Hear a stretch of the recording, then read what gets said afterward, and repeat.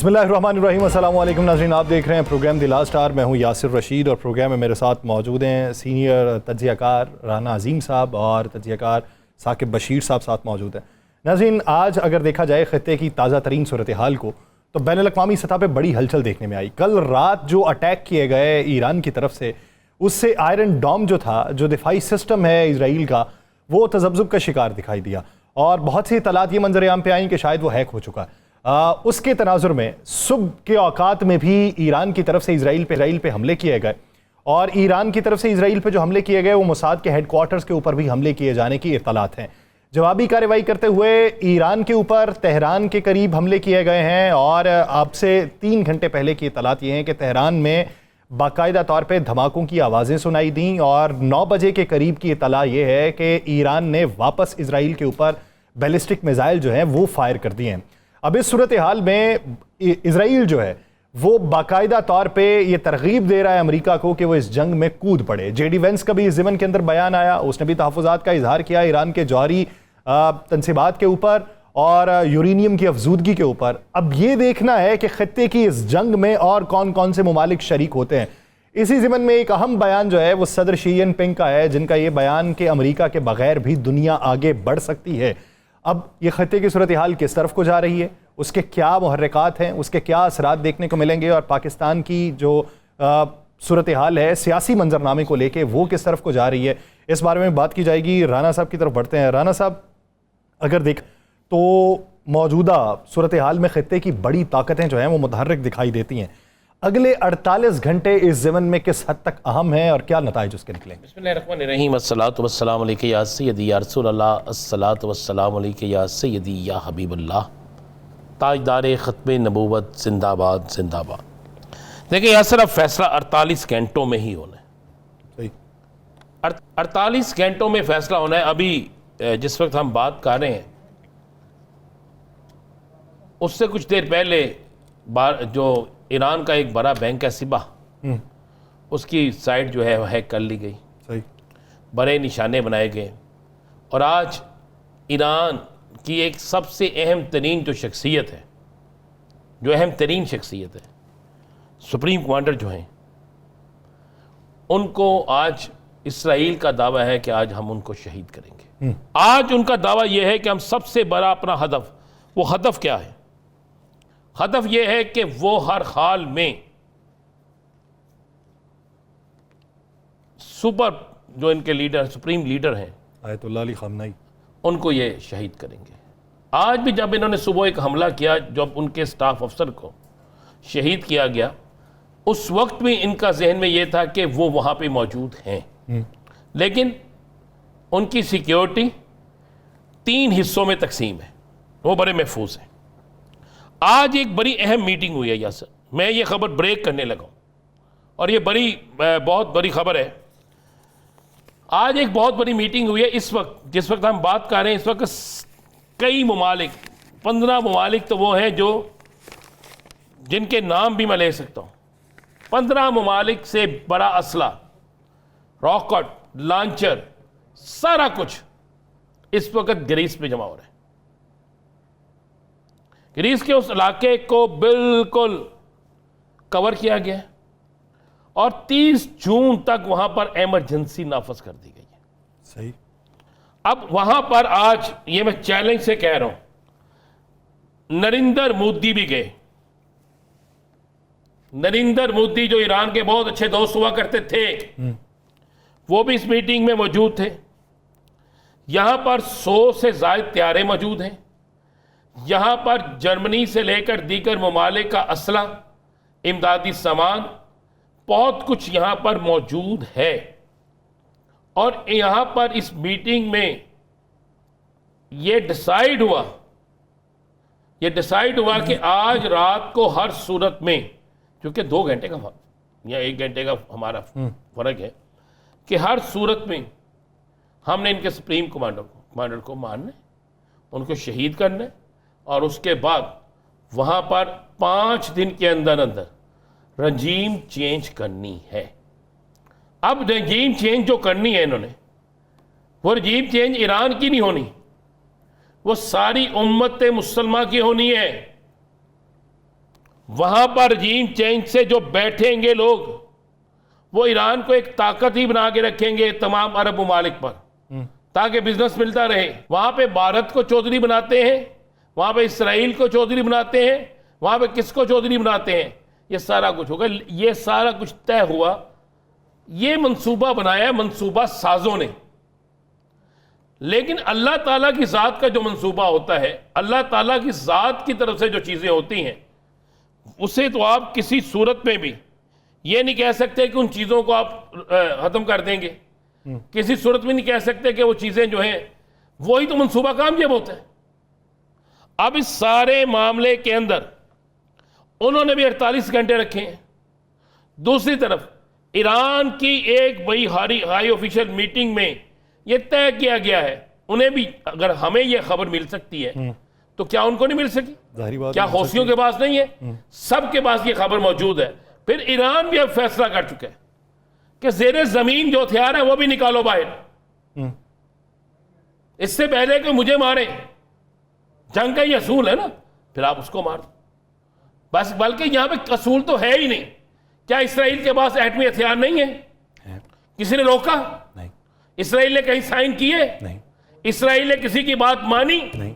तो फिर ये जो 7 ममालिक हैं, ये दूसरे तीसरे ममालिक हैं, इतनी दुनिया है, उनको इसराइल के अंदर ये चीजें नजर नहीं आती? इसराइल का ये सारा खून रेस ड्रामा नजर नहीं आता? ये सिर्फ मुस्लिम ममालिक में क्या है? अगर आप आज हामिद मीर साहब का पढ़ा होगा आपने लास्ट, तो बिल्कुल दुरुस्त है वो किसी तरह भी कोई सिम्प भी इसमें गलत नहीं दी गई। तो यासर, ये आज जो ग्रेस पे मीटिंग हुई है, इसमें जितने भी 15 ममालिक के लोग मौजूद थे, सरबराहान थे कुछ, और जहाँ पे ये कहा गया कि भारत ने यहाँ तक ऑफर दी कि जनाब आप जब ईरान पे एक भरपूर आखिरी वार जब करने लगे, जब आप समझे कि ईरान काबू नहीं आ रहा और 3 सुपर ताकतें जो उसके साथ खड़ी हैं और वो कंट्रोल नहीं करने दे रही, तो फिर इसराइल के जहाज़ और चंद ममालिक के जहाज़ जो इस वक्त श्रीनगर एयर बेस पर मौजूद हैं, जो इस वक्त भारत की 3 एयर बेसिस पर मौजूद हैं, वो क्या करने आए हैं? वो मौजूद हैं। तो उन्होंने कहा हम पाकिस्तान को मसरूफ करेंगे नहीं, तो फिर हमारे पास रास्ते हैं, हम किन रास्तों से अटैक करेंगे और हम 3 इतराफ से ये खेलेंगे और हम उसको शिकस्त देंगे। अभी इस वक्त बड़ी शदीद बमबारी, शदीद तरीन चीज़ें जारी हैं और टारगेट पे उन्होंने नंबर 1 पे सुप्रीम जो कमांडर हैं वो रखे हैं और उसके नीचे उन्होंने 22 लोगों की लिस्ट बनाई है कि ये करना है, इनको हमने हर हाल में आज रात को करना है और अपने उसके बाद कैमरों से दिखाना है। जबकि अभी एक त्यारा मार गिराया ईरान ने, और ईरान ने वो त्यारा सिर्फ मार गिराया नहीं, बल्कि ईरान की तरफ से उस त्यारे को गिराने की वीडियो भी जारी कर दी गई है। वीडियो जारी कर दी गई है और अगले 48 घंटे जो है वो आप ये ज़हन में रखें, ये G7 ममालिक हो, G8 ममालिक हो, जितने मर्जी ममालिक आ जाए, जो एक खुदकश बमबार होता है ना, उसके सामने 5 लाख आदमी खड़े हो, उसका टारगेट होता है मैंने खुद बमबार मैंने जाके टकराना है, उसके लिए 5 लाख लोग, 5 लोग, 5000 लोग कोई अहमियत नहीं रखते। तो ये एक बड़ी चीज़। दूसरी चीज़, क्या आज नेतन्याहू जब ग्रीस जा रहे थे हमला नहीं हुआ? नेतन्याहू पे? हाँ, ये हम प्रोग्राम में कह रहे हैं, बता दें क्या 3 लोग उस पर हलाक नहीं हुए? और नेतन्याहू जिस गाड़ी में थे, जहां से निकले जिस गाड़ी में, वो गाड़ी आगे जाके कहीं तब्दील की गई, उस गाड़ी पर हमला हुआ, गार्ड उसमें मारे गए, 3 लोग मारे गए। वो गार्ड थे या कौन थे आ जाएगा सामने। सही। और नेतन्याहू 1 दफ़ा बच के ना, 2 दफ़ा बच के, 3 दफ़ा बच के, कहीं ना कहीं तो कहर का खात्मा होगा।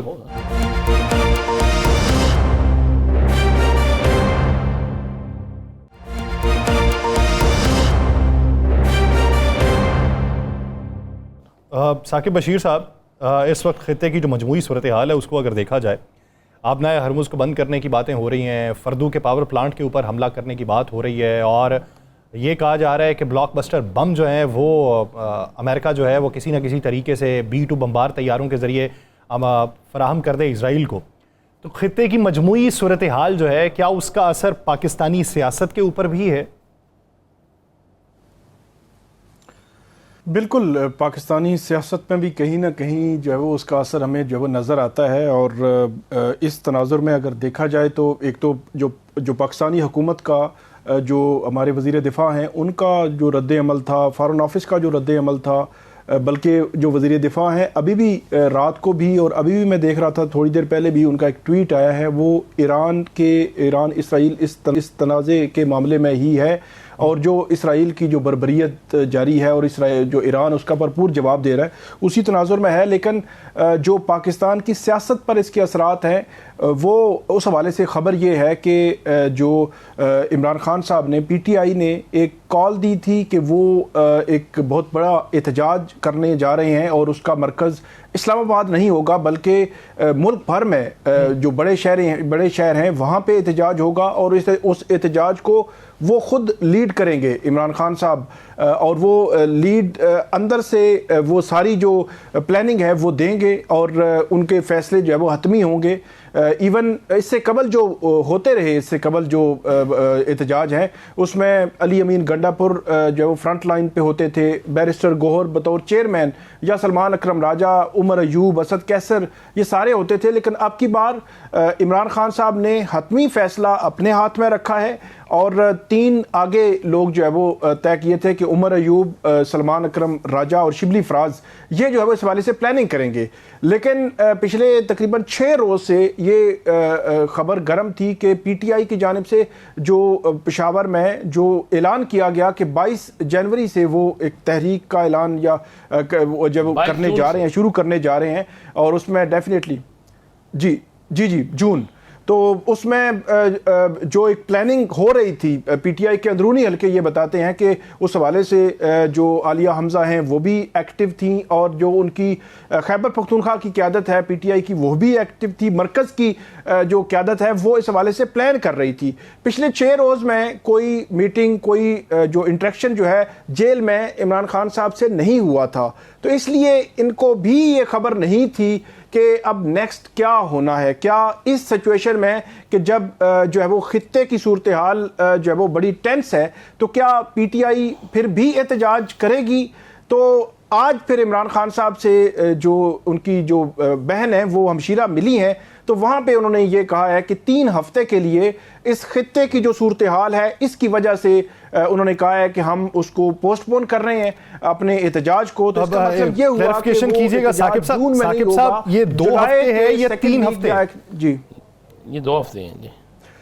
3 हफ्ते जो है वो तीन हफ्ते जो है वो बताया जा रहा है। उनकी जो हमशीरा मिली हैं उनकी जानिब से कि 3 हफ्ते जो है वो पोस्टपोन किया गया है, और 3 हफ्ते के बाद जो है वो अब एहतजाज होगा। उसमें उन्होंने जो यहाँ मुल्क में यूनिटी की भी बात की। जब पाक भारत जो जंग हुई थी तो उस वक़्त भी तकरीबन जंग 10 मई को जब इख्तिताम सीज़ फायर हुआ तो तकरीबन 12 या 13 मई को मुलाकात हुई थी। तो उस वक़्त भी इमरान खान साहब ने ये कहा था कि मुल्क पे एक मुश्किल वक़्त है, तो इस वक़्त हमें यूनिटी की ज़रूरत है, यकजहती की ज़रूरत है, और सारी आवाम जो है वो इकट्ठी हो। और जो मोदी के खिलाफ उन्होंने बात की थी, और मोदी की चालों से जो है वो ये कहा था कि हमें एक्टिव रहना चाहिए, मोदी किसी वक्त कुछ भी कर सकता है। तो अब की बार भी उन्होंने इस किस्म की ही बात की है और अपना एहतजाज का प्लान अब मौखर कर दिया है। और उसका असर जो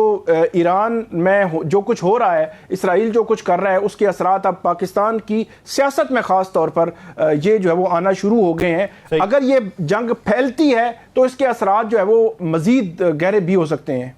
जंग फैलती है तो इसके असरात मज़ीद गहरे भी हो सकते हैं। राना साहब, क्या ये जो मुलाकात खान साहब की हुई या मुलाकातें हुई उसके अंदर कोई अहम बातचीत भी हुई, कोई लाहे अमल भी तरतीब दिया गया? यासिर, मैंने कल एक खबर ब्रेक की थी और मैंने अपने व्लॉग पे भी कहा था कि खान साहब की एक अहम मुलाकात हुई है, और मेरे पास वो नाम भी मौजूद है कि जिन्होंने जाके खान साहब से रिक्वेस्ट की कि आप मेहरबानी करें, मुल्की हालात को देखें और इस एहतजाज को कुछ अरसे के लिए मौखर कर दें, हम आपको यकीन दिलाते हैं कि इंसाफ के तकाजे हम पूरे करेंगे। सही। अच्छा, खान साहब ने उस वक्त भी ये बात की थी कि मुझे यकीन नहीं है कि इंसाफ के तकाजे आप पूरे करेंगे, लेकिन मुझे सबसे पहले पाकिस्तान है, मुझे अपनी ज़ात से भी ज़्यादा अजीज़ पाकिस्तान है। ये मैंने इस ऐलान से 12 घंटे पहले का मेरा व्लॉग है। उसके बाद आज जो उन्होंने, मेरे पास जो इतला है, जो मैंने गुफ्तगू सुनी है, साकिब साहब चूँकि इस्लामाबाद बैठे हैं, इनके पास ज़्यादा बेहतर गुफ्तगू है, ज़्यादा बेहतर इन्फॉर्मेशन है, लेकिन जो PTI के ग्रुप्स में चल रहा है और जो मैंने गुफ्तगू उनकी बहन की सुनी है वो 2 हफ्ते की है। ठीक है। और कहा गया है कि पूरी कौम इकट्ठी हो जाए। सबसे बड़ी बात जो है ना, सबसे बड़ी बात उन्होंने कहा पूरी कौम इकट्ठी हो जाए। इस वक्त पूरी कौम का इकट्ठा होना इस मुल्क के लिए बेहतर है। ये नहीं कहा कि सब इकट्ठे हो जाए मेरे लिए, मुल्क के लिए इकट्ठे हो जाए। या सर, ये एक लीडरशिप होती है, ये लीडरशिप का काम है। उन्हें इस हुकूमत से 100 इख्तलाफ हो सकता है, उन्हें शख्सियात से इख्तलाफ हो सकता है, लेकिन हमें भी, हम कहते हैं सबसे पहले पाकिस्तान, पाकिस्तान से ना कोई चीज़ आगे है ना होगी, तो पाकिस्तान जो है वो सबसे पहले है। तो ये वाकई जिस साकिब ने जिस तरह कहा है कि आने वाले दिन जो है हम जंग कोई जीते या हारे, दोनों सूरतों में ज़हन में रखिएगा बात, जंग जीतने और हारने दोनों सूरतों में इस खित्ते से कशीदगी ख़त्म नहीं होगी। मैं ये आपको बिल्कुल, अब अमेरिका, ये जंग अब इसराइल की नहीं है, इस बात को आप ज़हन नशीं कर लें। ये इसराइल की जंग अब नहीं है, ये जंग अमेरिका की है। ये जंग उन ममालिक की है जो चाहते हैं कि हम तमाम मुस्लिम ममालिक को दबा के रखें, हमारी खित्ते में अपनी बादशाहत हो, हमारा खित्ते में अपना रोब हो। अब ये बातें हमें माननी चाहिए कि आज से पहले तो ऐसा ही होता रहा ना। वो एक मिसाल है, एक गांव में एक बला आ गई, उस बला ने बंदा उठाया, खा गई। एक दिन पूरा गांव इकट्ठा हो गया, बला जब आई तो बला ने देखा पूरा गांव इकट्ठा है, इधर मार छड़नगे मनो। उसने कहा बात सुने, मेरी आपसे कोई लड़ाई नहीं, ये जो शबीर है ना, मेरी बस इससे लड़ाई है, मुझे शबीर दे दें। उन्होंने कहा ठीक है जी। सोचा उन्होंने आपस में, जो कमज़ोर लोग थे ना, उनके शबीर दे दो, पूरा पिंड बचा लो। शबीर दे दिया। अगला दिन हुआ, फिर बुला आ गई। उसने कहा शबीर ने मुझे बताया है कि ये साजिश तो नईम ने तैयार की है। फिर कमज़ोर लोगों ने कहा नईम भी दे दो, फिर नईम भी दे दिया। फिर वो अगले दिन आ गई, उसने कहा नहीं नहीं नहीं नहीं, ये अजीम जो है ना, ये भी उस साजिश में शामिल था। उन्होंने अजीम भी दे दिया। अब उसके बाद 4 बुजुर्ग जो सियाने थे, उन्होंने कहा बात सुने मेरी, ये कल आकर किसी और का नाम लेगी, उसको तो हम शिकार, पहले वो करती थी, अब हम शिकार तैयार करके दे रहे हैं उसे, ये इकट्ठे हो जाएं, देखेंगे। वो अगले दिन वो आई, उसने आगे एक और नाम लिया, सब ने पकड़ के उसको इतना मारा कि उस दिन के बाद वो बला कभी नजर ही नहीं आई। ये सेम खित्ते की सूरत हाल ये है। आपने शाम को तबाह किया, बगदाद ने, इराक ने कहा मेरे पास एटमी हथियार नहीं है, उसके बावजूद उसको तबाह कर दिया गया। लबनान मुस्लिम मुल्क होने के बावजूद भी अड्डा किसी और का बना हुआ है। आज के दिन इंटेलिजेंस रिपोर्ट दी जाती है उसको, ट्रंप को, कि कोई एटमी हथियार जो है, एटम बम जो है, वो नहीं है ईरान के पास। बैनुल-अक़वामी तवानाई एजेंसी रहती है, और वो कहता है मैं इस रिपोर्ट को मुस्तरद करता हूं। इसका मतलब क्या है? इसका मतलब यह है कि चौधरी साहब फरमा रहे हैं कि मैंने हर सूरत में इस खित्ते के इस आखिरी शहर पे कब्जा करने के बाद हमें क्यों नहीं सोचना चाहिए, चले पाकिस्तान अपनी अखलाक की पूरी सपोर्ट कर रहा है, लेकिन आप एक बात को ज़हन में रखिएगा, पहली दफ़ा दुनिया के अंदर, पहली दफ़ा इंशाअल्लाह ताला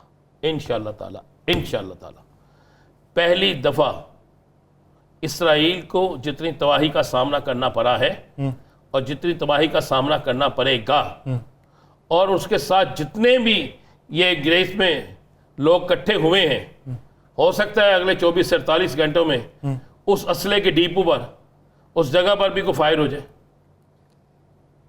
सही, हो सकता है कि कुछ और भी हो जाए, यानी अगर हो सकता है कि मैं समझता हूं कि इसराइल अपना हदफ पूरा करे। लेकिन यह भी तो देखे ना, एक मुल्क जिसके 4 आर्मी चीफ शहीद हो गए, जिसके इंटेलिजेंस के 4 बड़े शहीद हो गए, जिसके सिपा के 4 लोग बड़े शहीद हो गए, जिस मुल्क के अंदर अहम तरीन ओहदों पर गद्दार बैठे हुए थे, वो मुल्क आज भी कई कुव्वतों के साथ लड़ रहा है। इस्तकामत तो है, हौसला तो है, लड़ाई तो जारी है। अब देखिए कि इसके नताइज क्या निकलते हैं।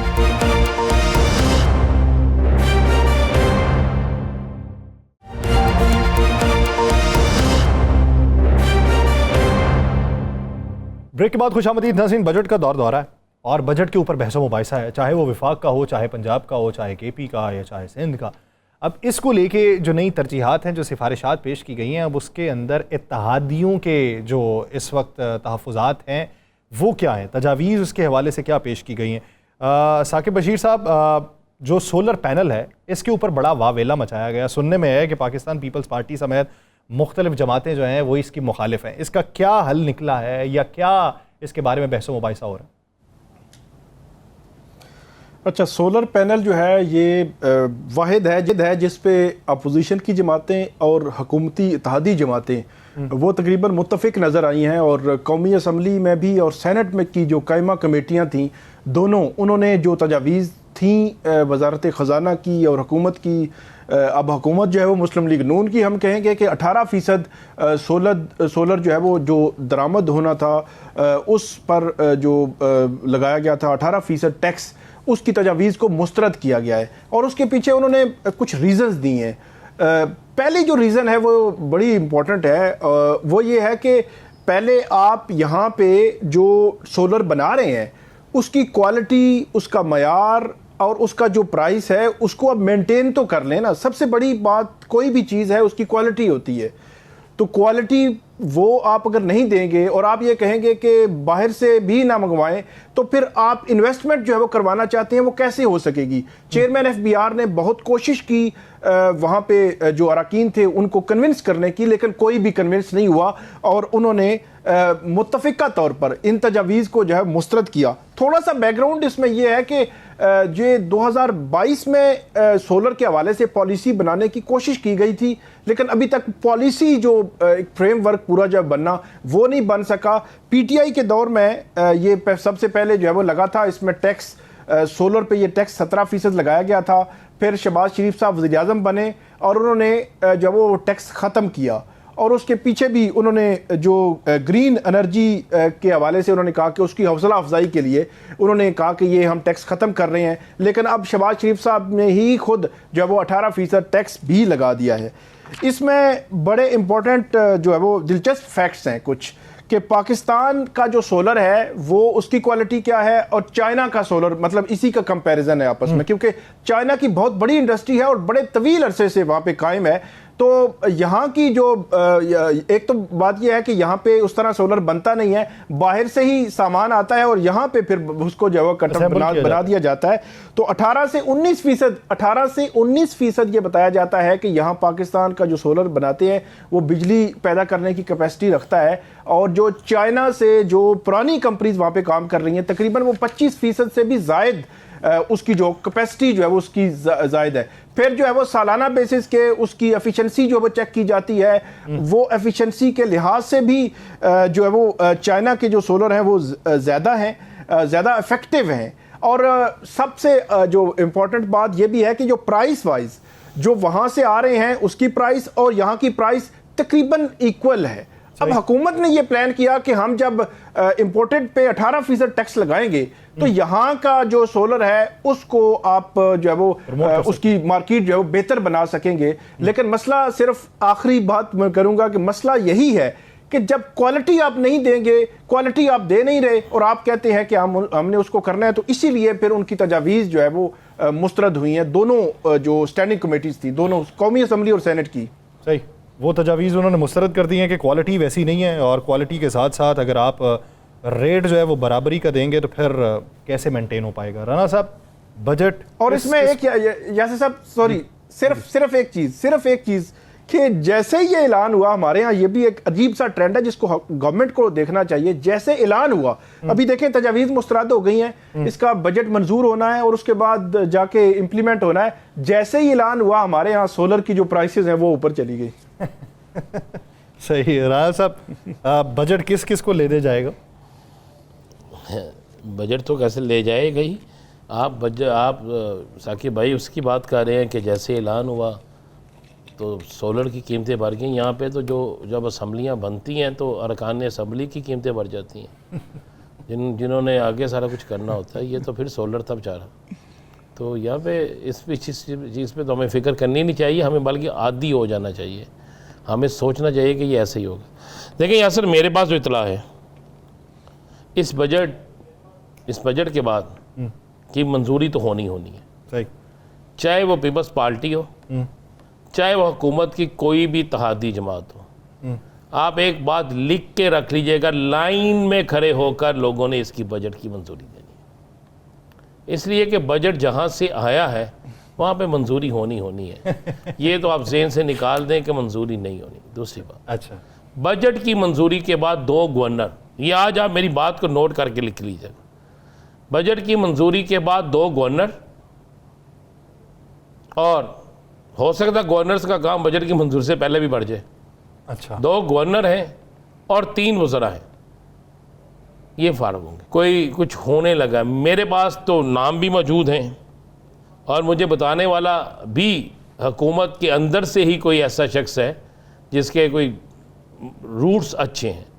ये मैं एक तो खबर आपको दूँ। लेकिन मैं साकिब भाई से खबर लेना चाह रहा हूँ। साकिब साहब, आज बड़ी अच्छी बहस की है सिद्दीकी साहब ने, और उन्होंने वो सारे हवाले उन्हीं जजिस साहिबान के दिए हैं जो केस सुन रहे थे।